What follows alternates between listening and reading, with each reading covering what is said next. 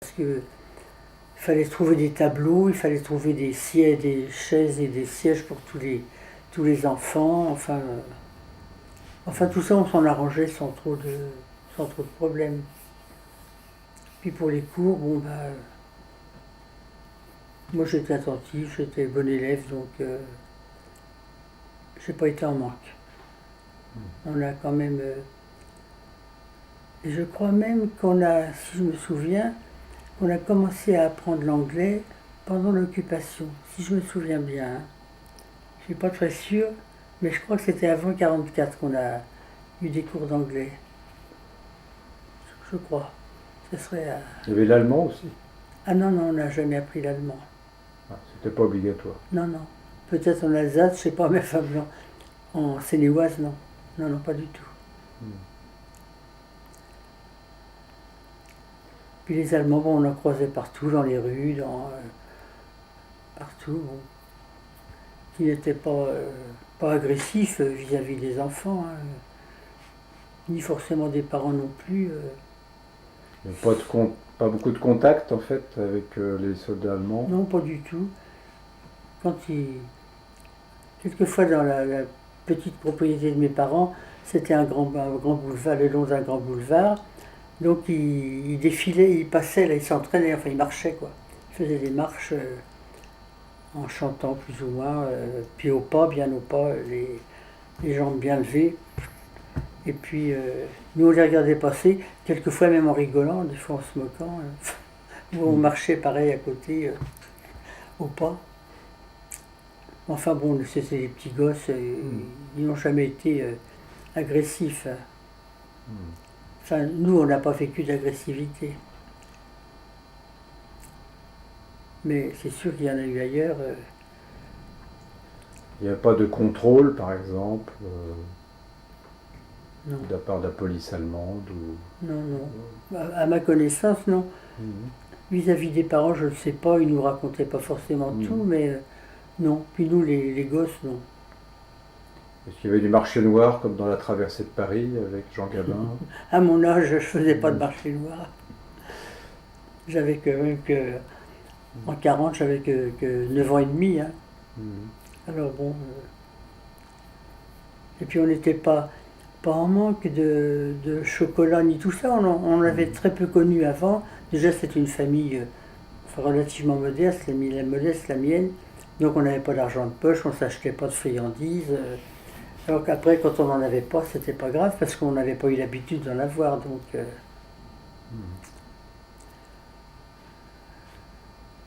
non, on risquait pas d'avoir des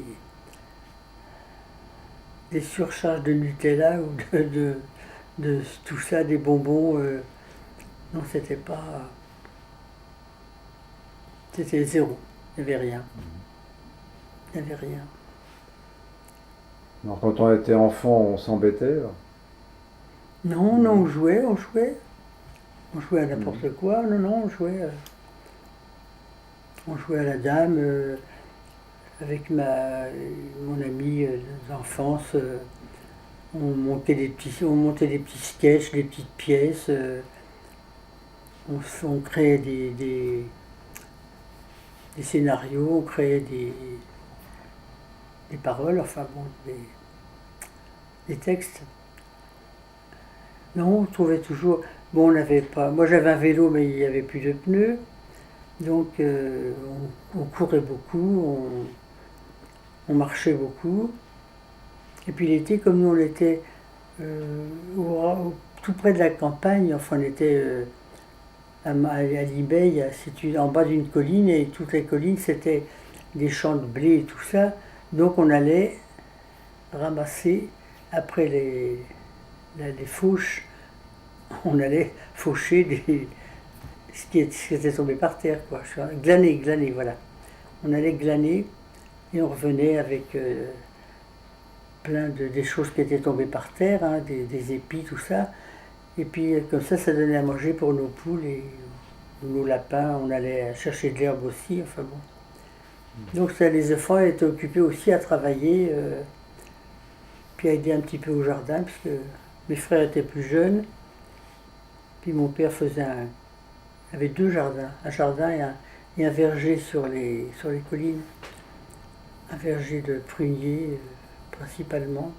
Donc on faisait des prunes en conserve, enfin des prunes à l'eau, enfin comment on appelle ça? Enfin peut-être pas des confitures parce qu'on ne pouvait pas, il n'y avait pas de sucre. Hein. Pas des pruneaux non plus. Ah non, non, non, non. non C'était pas des prunes à l'eau de vie, parce qu'il n'y a pas d'eau de vie. Ben non, il n'y avait pas d'eau de vie. Non. Non, c'était des stérilisés, voilà, dans des bocaux stérilisés. Un petit peu, un petit peu. Puis des prunes comme ça, hein, manger comme ça. Enfin, nous, avec le jardin, on avait quand même beaucoup, beaucoup de variétés de nourriture. Beaucoup de choses que d'autres en ville n'avaient pas, bien sûr. Alors peut-être que là, justement, il y avait un marché noir de légumes, de, je sais pas, de farine, de viande.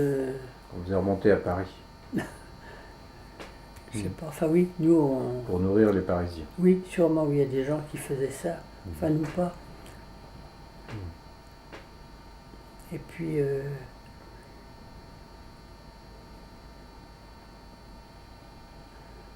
Donc oui, il n'y a pas de pénurie de nourriture. Enfin, c'était quand même assez équilibré avec avec le jardin. Oui, c'était équilibré. C'était des choses très saines. La viande, c'était très très petite quantité parce que on avait les tickets de viande. Donc c'était très rationné.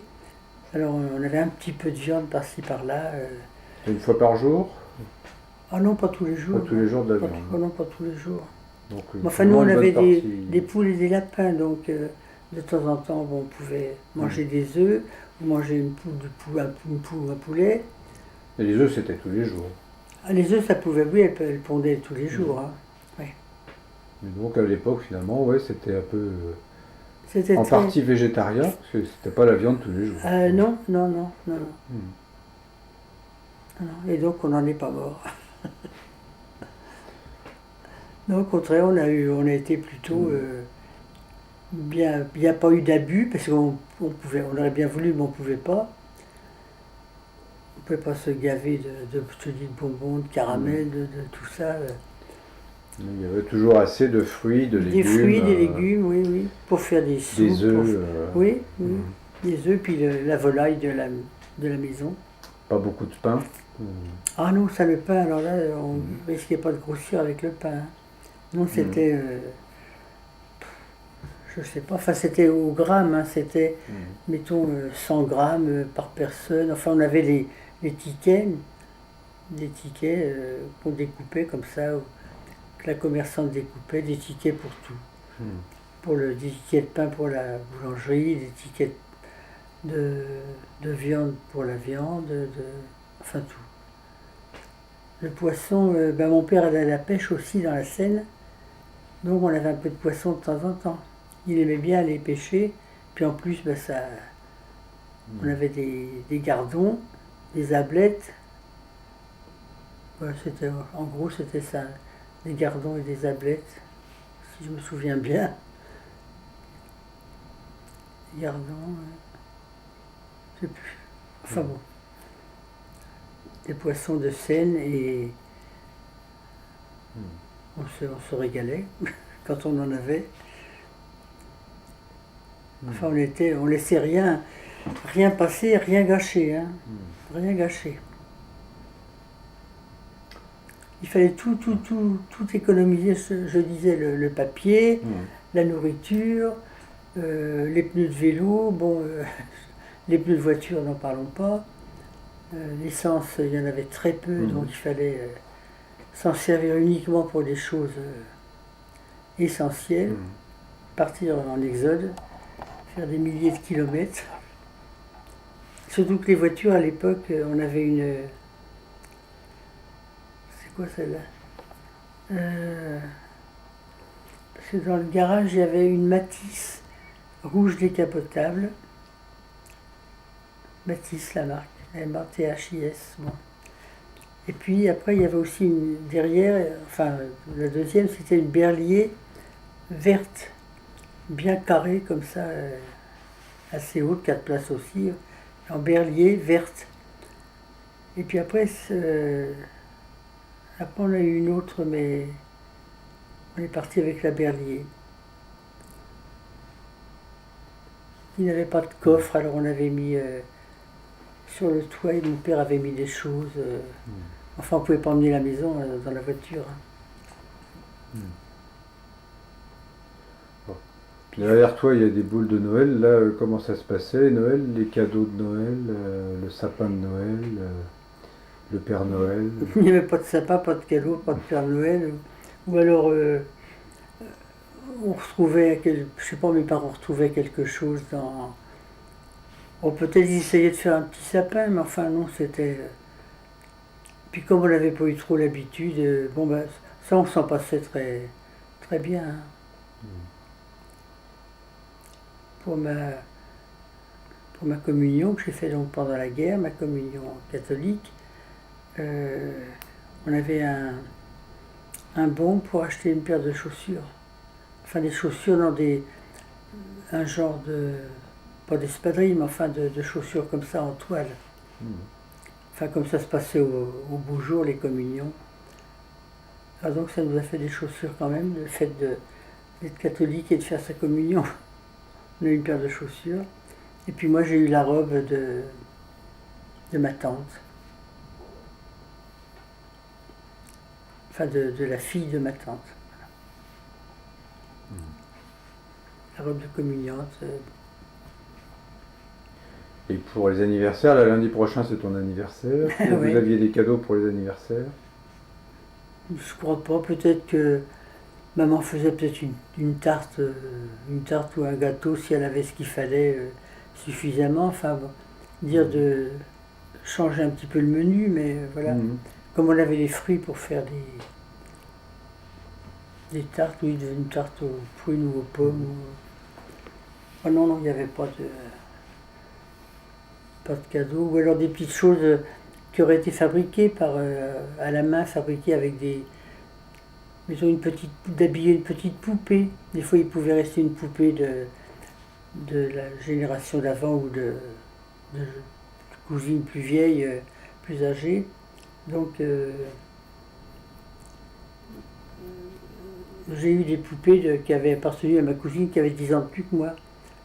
Bon, alors des fois, une autre tante me faisait des petites robes pour cette poupée-là. Enfin voilà, c'était tout récupération et création avec du pas grand-chose. Et à propos de gâteau d'anniversaire, donc il y avait des bougies ou alors il y avait l'électricité? Oh, l'électricité, alors là, il y avait... C'était très très serré aussi. Hein. Le soir, pour la nuit, ça s'était éteint. Couvre-feu. Couvre-feu, oui, c'était éteint le soir. Toute la nuit. Toute la nuit, rallumé le matin. Je ne sais pas à quelle heure, mais enfin, bon, rallumé au petit matin. Pas des fois des coupures dans la journée aussi. Hein. Beaucoup de coupures d'électricité. Alors l'électricité, elle servait surtout à l'éclairage en fait, puisqu'il n'y avait pas beaucoup d'appareils électriques. Non, à gaz non plus d'ailleurs. Chez mes parents, il y avait un réchaud à gaz, une cuisinière à gaz, mais je crois qu'il n'y avait pas de gaz, je ne sais plus. Hein. Puis comme j'étais une petite fille pendant cette guerre-là, il y a des choses qui me marquaient moins, quoi. Et donc vous aviez l'éclairage électrique dans la journée. L'électricité, la maison avait l'électricité. Ouais, pas trop tard. Mais pas de quoi chauffer non plus. Puis on n'avait pas d'appareil de chauffage électrique, on avait, nous, une grande chaudière pour chauffer toute la grande maison. À charbon. Mais pas de charbon. Oui, pas de charbon à mettre dedans. Parce que oui, à l'époque, il n'y avait pas de frigidaire. Il n'y avait pas de frigidaire, mais les hivers étaient froids. Non, il n'y a pas de frigidaire. Peut-être dans certaines familles, je ne sais pas. Il y avait la radio. Il y avait la radio. Donc ça, c'était électrique. Ça, c'était un grand poste à radio, mais que mon père, à peu près, avait seul le droit d'écouter. Nous, on n'écoutait pas la radio, les gosses. Alors, moi, j'étais déjà la plus vieille en ayant 9 et 10 ans, donc un frère qui avait 2 ou 3 ans, et puis l'autre 4, 5 ans. Donc, mon père écoutait les informations.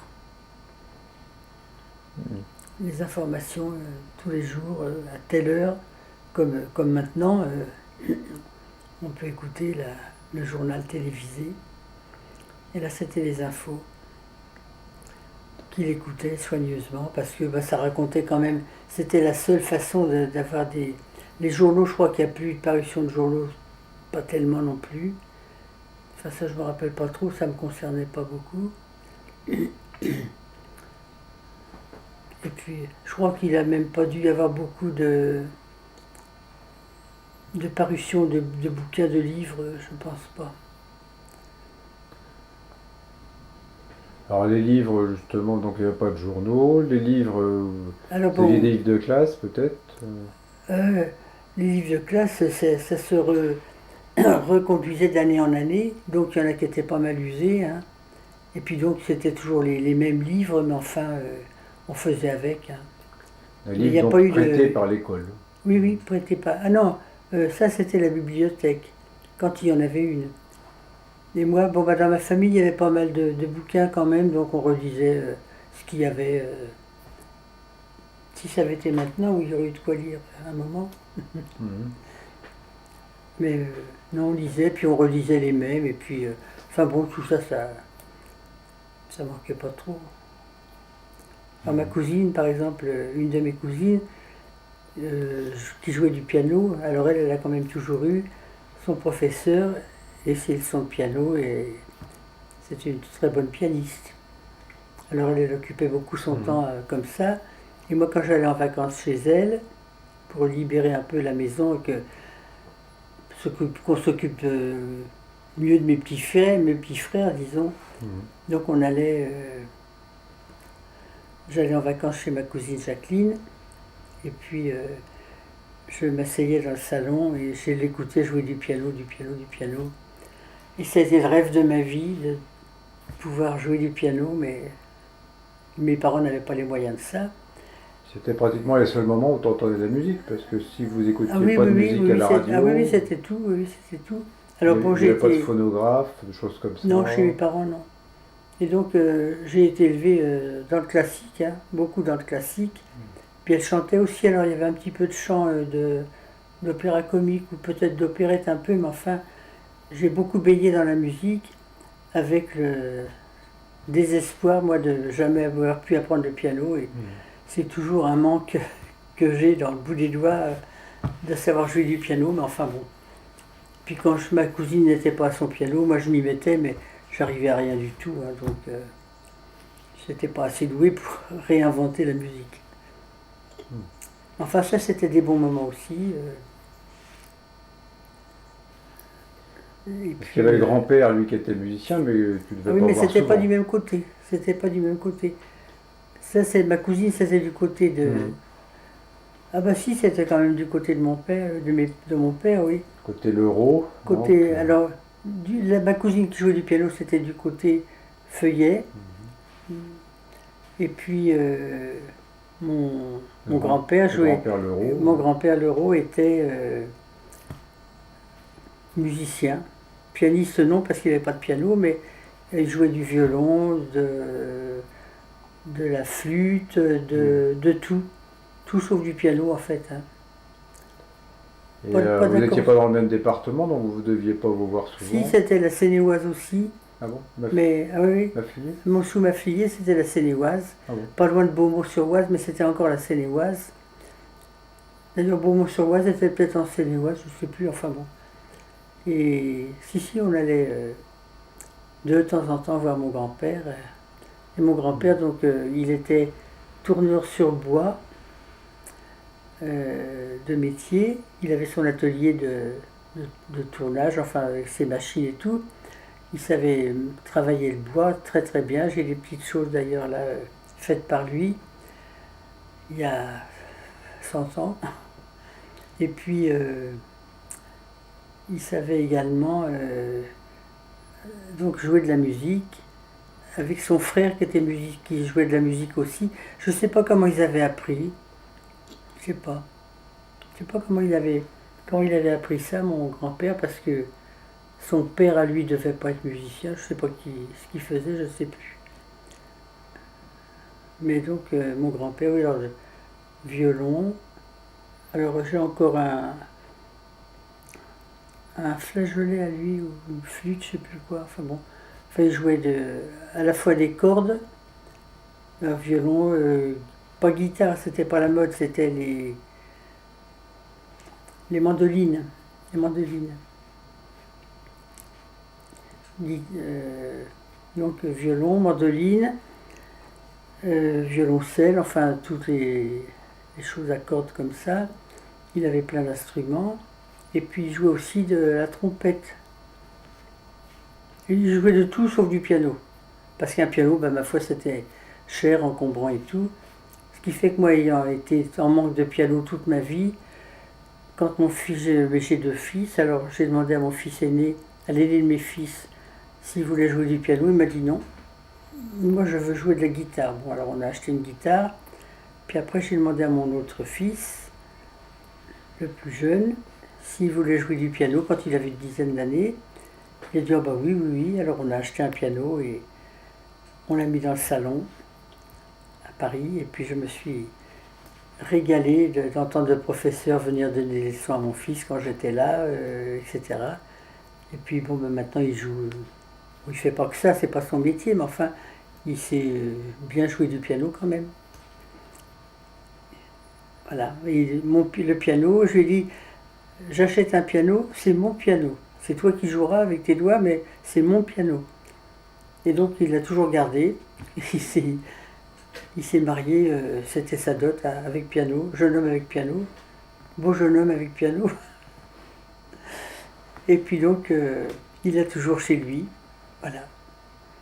Un piano droit, hein, un piano droit, pas un gigantesque piano à queue.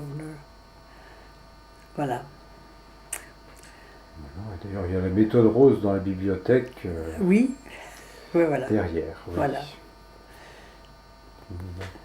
Et c'est vraiment un instrument qui m'avait plus que plus que les violons de mon grand-père, qui nous jouait du violon. Enfin, mais moi, j'étais accro au piano. On était incapable de.